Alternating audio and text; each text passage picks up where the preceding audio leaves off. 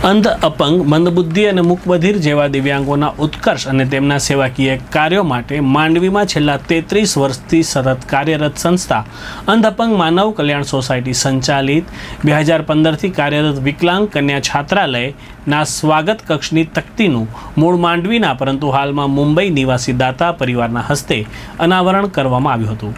મસ્કજ ગુજરાતી સમાજના સ્થાપક પ્રમુખ અને વર્તમાન મહામંત્રી ડૉક્ટર ચંદ્રકાંત ચોથાણીના પ્રમુખસ્થાને વિકલાંગ કન્યા છાત્રાલયમાં યોજાયેલા એક કાર્યક્રમમાં માંડવી સેવા મંડળના પ્રમુખ અશોકભાઈ શાહ અતિથિ વિશેષ પદે ઉપસ્થિત રહ્યા હતા।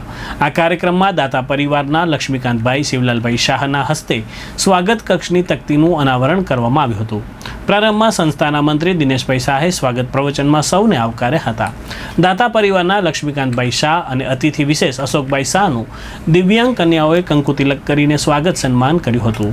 મસ્કજ ગુજરાતી સમાજના મહામંત્રી ડૉક્ટર ચંદ્રકાંતભાઈ ચોથાણીએ લક્ષ્મીકાંતભાઈ શાહનું અને અશોકભાઈ શાહનું સંસ્થાના મંત્રી દિનેશભાઈ શાહ, ખજાનચી પ્રતાપભાઈ ચોથાણી અને સહમંત્રી સુલતાનભાઈ મીરના હસ્તે શાલ ઓઢાડીને અભિવાદન કરાયું હતું।